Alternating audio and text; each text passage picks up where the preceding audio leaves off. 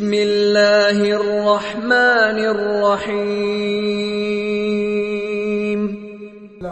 औज़ु बिल्लाहि मिनश शैतानिर रजीम। बिस्मिल्लाहिर्रहमानिर्रहीम। अस्सलामु अलैकुम। तो कैसे हैं आप लोग? दोबारा इस्तकबाल करते हैं आपको हमारा यूट्यूब चैनल पे। तो जैसे कि हमने आपसे वादा किया था कि कुर्बानी के रिलेटेड सेकंड पार्ट हम लोग लाएंगे, तो उसी के ऊपर इस वीडियो है कि कुर्बानी किस पर वाजिब है और किसके पास कितना माल है और किससे कितना निकाल करके आपको कुर्बानी करना है। आज इस वीडियो पे हम लोग जिक्र करेंगे।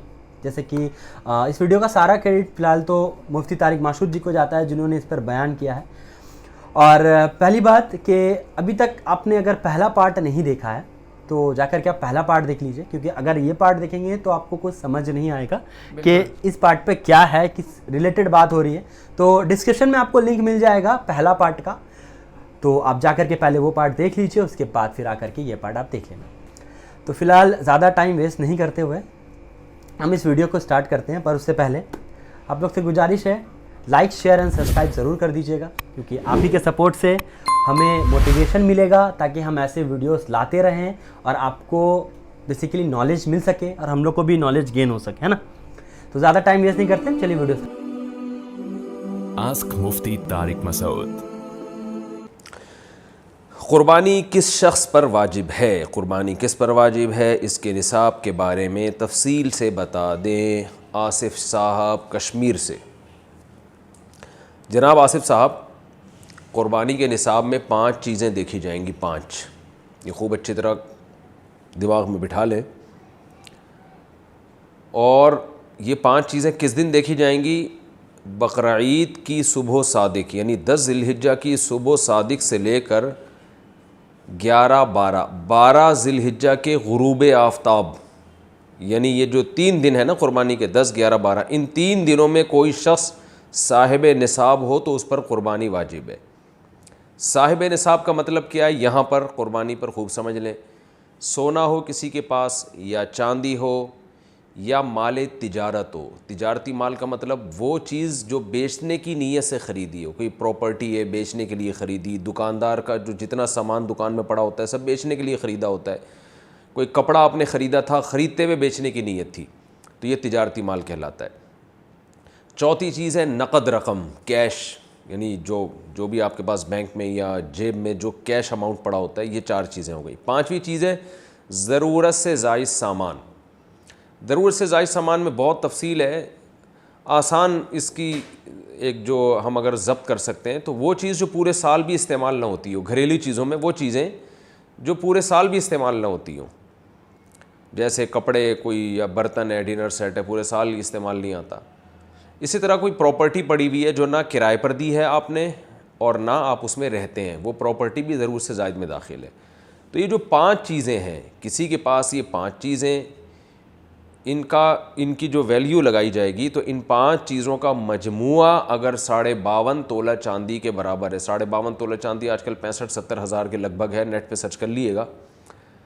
तो किसी के पास ये 5 चीज़ें, या 5 में से 4 चीज़ें, या 4 में से 3 चीज़ें, या 3 में से 2 चीज़ें, या कोई एक चीज़ 52.5 तोला चांदी के बराबर है, और ये बकरीद की सुबह सादिक से लेकर ज़िलहिज्जा की 12 तारीख़ की गुरूब आफ्ताब से पहले तक रहती है उसके पास, तो ऐसे शख्स पर, यानी बकरीद की सुबह सादिक के वक्त उसके पास ये निसाब मौजूद था और ये 13 तारीख़ की ज़िलहिज्जा तक उसके पास ये निसाब मौजूद रहता है, तो वो साहिब निसाब कहलाएगा।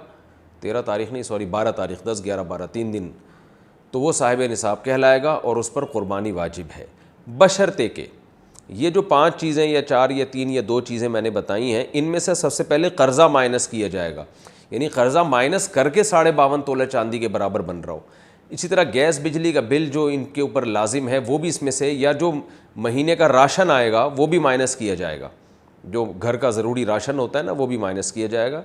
माइनस करने के बाद अगर 52.5 तोला चांदी के बराबर रकम बच रही है तो ऐसे शख्स पर क़ुरबानी वाजिब है, चाहे मर्द हो चाहे औरत हो। तो औरत कैसे क़ुरबानी करेगी? सोना ख़वातीन के पास बहुत होता है, चांदी होती है, चांदी नहीं भी हो तो सोने के निसाब जो है उसके साथ अगर 1 रुपया भी है तो वो भी 52.5 तोला चांदी की कीमत देखी जाएगी उसमें भी। तो औरत कैसे कुर्बानी करेगी? उसके पास तो कैश नहीं होते आम तौर पे, तो पूरे साल जमा करे, थोड़े थोड़े अपनी जेब खर्ची से बचाया करे या सोना को बेच कर करे।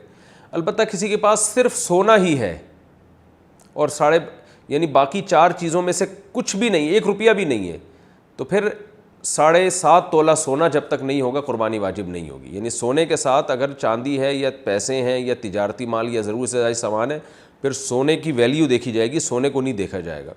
लेकिन अगर सिर्फ सोना ही है तो फिर 7.5 तोले सोने से कम पे ना ज़कात होती है ना कुर्बानी होती है। तो ये है, तफसील से आपको बता दिया। तो आप चाहें तो उसमें एक गाय में हिस्सा ले लें, चाहें तो बकरा ले लें, चाहें तो दुम्बा ले लें। मर्द पर अलग वाजिब है, औरत पर अलग वाजिब है, जो भी साहिब निसाब होता है। आस्क मुफ्ती तारिक मसूद। तो बहुत ही बेहतरीन वीडियो था ये, क्योंकि इन्होंने पूरा एक्सप्लेन किया है कि किस पर वाजिब है और किस पर वाजिब नहीं है।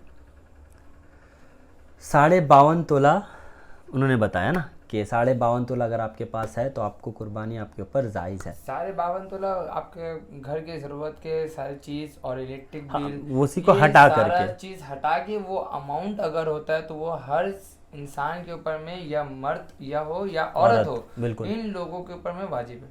बस यहाँ पर एक मसला यहाँ पर ये भी आ गया कि औरत कुर्बानी कैसे करे? वो तो आएंगी नहीं ना इसमें ज़बह करने के लिए, वो सिर्फ नियत कर ले घर में उनके भाई हो या अब्बा हो या उनके बेटे हो, उनके ज़रिए से वो। क्योंकि मैंने पहले भी कहा था कि अल्लाह ताला सिर्फ और सिर्फ नियत, मसला ये नहीं रहता है कि कौन छुरी चलाएगा और कौन कुर्बानी करे। नियत करने पर उस जानवर का है, नियत करने पर वो तो आ गया उनके नाम पर। अब बस कोई भी करे, इससे कोई मैटर नहीं देता है, ठीक है। और दूसरी बात ये भी है कि इंसान अगर नियत कर ले तो बहुत कुछ हो सकता है। ऐसे बात नहीं है कि नहीं कर पाएगा। ज़रूरी नहीं है कि अगर आप नियत किए हो, अगर नहीं हो पाया तो अल्लाह उन नियत को भी कबूल करते हैं। नियत का जरूर अल्लाह ताला, ऐसा नहीं अल्लाह कोई चीज़ खाली नहीं देता। अगर आप इस साल नहीं कर पाए, अल्लाह आपके दिल की तलब और दिल की चाहत को अल्लाह ताला देखते हैं जरूर, और अगले साल जरूर अल्लाह ताला आपको करने की तौफीक अता देते हैं। क्योंकि आप वो चीज़ को फेस करते हुए आते हैं ना कि यार मोहल्ले में मेरे दोस्त ने लाया, मेरे चचा ने लाया, मेरे रिश्तेदारों ने लाया, मैं भी लादा, मेरे पास हो नहीं पाए। ये आपके अंदर में एक तलब आया, एक्चुअली होता है ना कि यार बहुत सारे, इसके वजह से अल्लाह ताला आपको फिर नेक्स्ट अपॉर्चुनिटी देते हैं अल्लाह ताला। बिल्कुल। और वहाँ पे भी ये भी होता है ना कि मतलब इतना सारे माल रहते हुए भी, और बहुत सारे लोग बात भी बनाते कि इतने शोहरत है, दौलत है, फिर भी कुर्बानी नहीं करता। बट वो जानते नहीं है कि एक्चुअली उनके साथ चल क्या रहा है ना, कि वो किस मामले में फंसे हुए हैं, क्या चल रहा है उनके साथ, क्या नहीं चल रहा है। इंसान को तो जाहिर सी बात है, बोलते तो बहुत कुछ है, बट वो जा करके उस चीज़ को देखते नहीं कि क्या चल रहा है उनके साथ, है ना। अगर वो जा करके देखेंगे क्या चल रहा नहीं चल, तब तो इंसान की बात समझ आएगी। तो यहाँ से ये भी एक चीज़ मिलती है, पहले आप जो बात को देख रहे हैं अपनी आंखों से, जो होता है वो दिखता नहीं है एक्चुअली। नहीं, एक हदीस में ये भी आया है कि देखा हुआ बात होता नहीं। हम लोग मस्जिद में गए थे ना, वो जो फजर के वक्त बयान कर रहे थे, बिल्कुल। तो जो बात होता है वो दिखता नहीं है, और जो दिखता है वो होता नहीं है।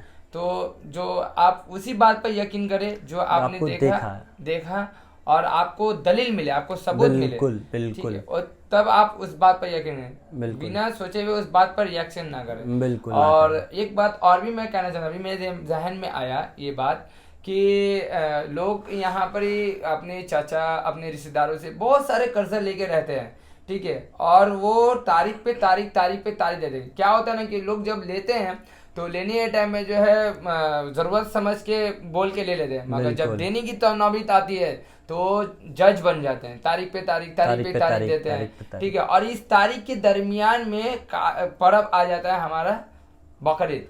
तो ये जब आ जाता है, ये जो कर्जा लिया हुआ रहता है, तो ये इनको क्लियर नहीं करते हैं।